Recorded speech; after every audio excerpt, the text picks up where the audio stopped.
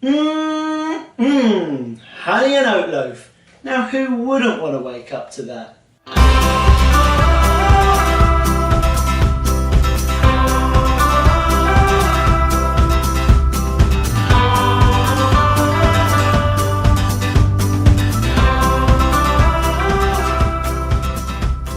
Okay, so honey and oat loaf. This one really is delicious. Bridges that gap between a standard loaf of bread and a brioche. So we're going to be enriching this dough slightly with a bit of honey, some milk and some butter. It makes a really soft, luxurious loaf, perfect for breakfast. Toast it, slather it with some almond butter and some sliced banana, or it's great with cheese, particularly a goat's cheese or a salty blue cheese. So for this recipe you're going to need 800 grams of strong white bread flour, 400 grams of porridge oats, 100 grams of honey, then you'll need your 15 grams of instant yeast, 20 grams of salt, 400 grams of whole milk, and then in a pan I've melted 60 grams of butter, and then to that I've added 350 millilitres or 350 grams of water. So that's just brought the temperature of the butter down and the temperature of the water up.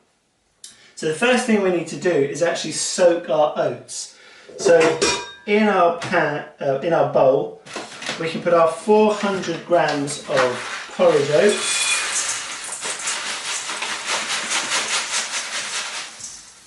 There we go. And then to that we want to add our 100 grams of honey.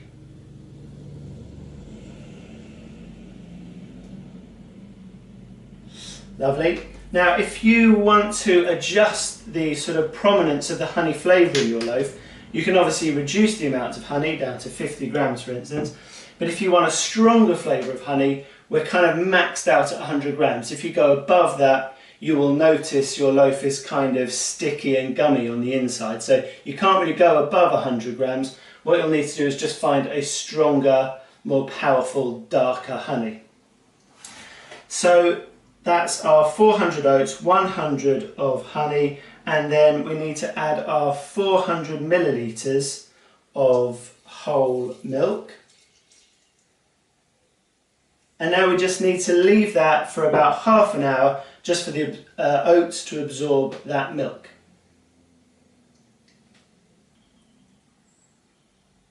Okay, so that's been about half an hour. The oats have absorbed the milk and softened up a bit, so now we can add the rest of our ingredients.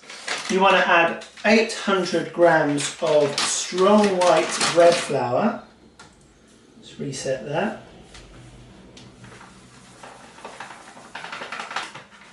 ,800 grams. Then our 15 grams of instant yeast, our 20 grams of salt, and then our 350 grams of water with the 60 grams of butter melted into it.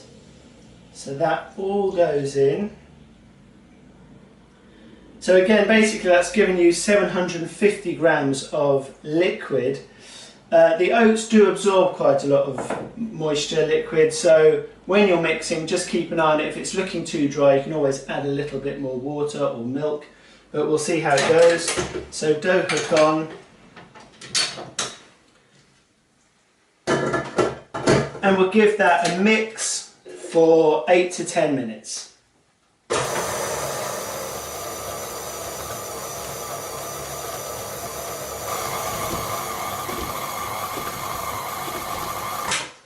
Okay, so that's had a good mix, it's come together, it's pulled away from the side of the bowl, so now we can scrape it off the dough hook, like that.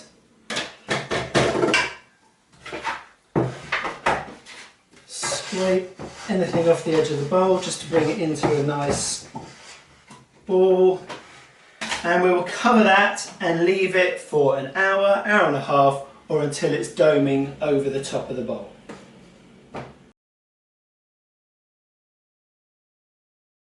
Okay, so that's been about an hour and a half. I've actually been out for a run, had a shower, made a cup of tea, got some washing on, and that's the point. this part of the process isn't too time critical. You can make bread making fit around your schedule. As long as it's not all bubbling out of the bowl, it's absolutely fine to leave it. I was going to say, on the other hand, if you found it's risen to this sort of level within half an hour, I'd probably suggest taking it out of the bowl, knocking it right back and letting it rise again. Otherwise there won't really have been enough time for the flavours to develop. But as long as it takes about an hour to 2 hours, you're absolutely fine. So like I say, this was about an hour and a half. As you can see, we're doming nicely on the top of the bowl. Really good development.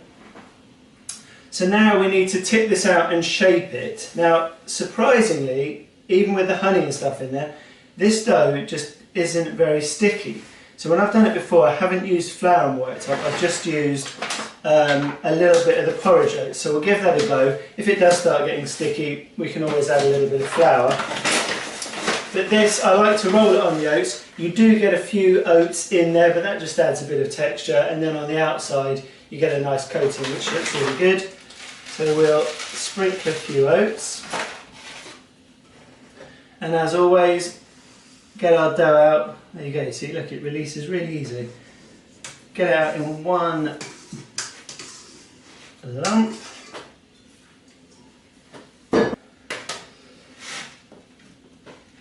Give it a little shape just so we can divide it. There we go, see, so not too sticky. I'm not famous last words, spoke too soon. So now, a few more oats. And you know the drill, standard shaping, so we're going to flatten it out, pull the two sides in, squash them down, and then pull the top in, rolling and pushing, building up a nice taut cylinder. Give it a little roll onto the oats just to get a few extra ones to stick on. There we go, that's going to look nice. Again, looking for your seam, and that goes on the bottom into our pan again. Same pans I used for the last recipe. With the paper, I haven't changed it. That'll do me 2 or 3 bakes. A few more oats. There we go. Onto there. Flatten it out. Actually, let's turn it that way. Pull the sides in, and then over, fold, rolling, rolling, and there we go. So now just get all those oats, and just roll them, don't want to waste any. Get them to stick, again find your seam, that goes on the bottom, into the pan. And there we have it. Now we're going to let them proof for probably half an hour. Like I say, don't get the oven on just yet, let them rise, we'll leave it half an hour, then we can preheat our oven and we'll get these baking. Okay, that's been about 40 minutes, which was just the right amount of time for me to play a bit of Fortnite, watch some dank memes, and embarrass the children.